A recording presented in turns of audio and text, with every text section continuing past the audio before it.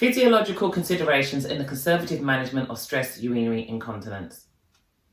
I'm Jenni Russell. I have no affiliations to disclose and I am self-funded. This original abstract looks at patient physiological load and its implications to stress urinary incontinence. This conservative management tool has been shown to be useful in helping the patient maintain quality of life whilst also giving the patient the confidence to return to sporting activities, child and adult.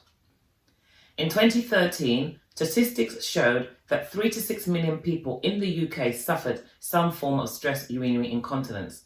But a more recent study in 2020, January, found that almost half, 48% of women, suffered some degree of stress urinary incontinence. When asked, quality of life was the biggest cost. 72% felt embarrassed, 55% had a loss of confidence, whilst 49% said they felt unsexy. As a result of these findings, and with the fear of leaking, many women have stopped doing the exercise and activities they once enjoyed. 43% avoided exercise classes, whilst 33% had stopped running.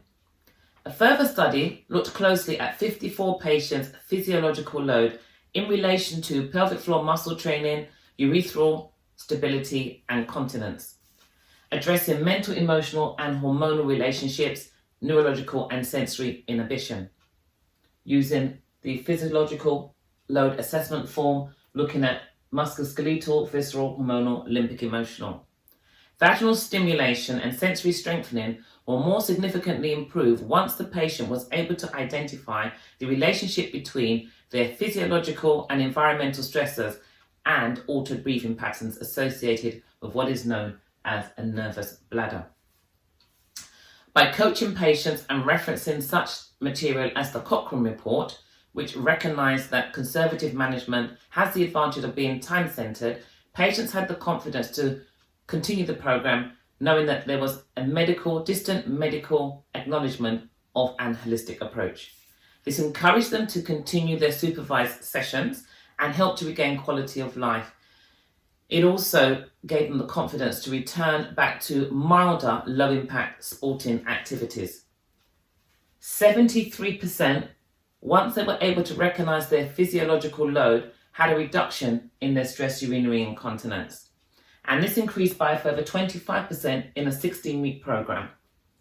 47% said they were amazed at how breathing and lifestyle stressors actually altered their breathing to the point that increased intra-abdominal pressure meant they were unable to even maintain continence, even with something as simple as laughter. 21% reported better bladder control, as well as improved respiratory, dietary and postural function, reduced ligamentous stress and sluggish colons. Women with a milder stress urinary incontinence were guided through a 12-week program, but regardless of the 12 or 16 weeks, both reported significant improvements in confidence and continence within 6 weeks. The principle of the program remained the same.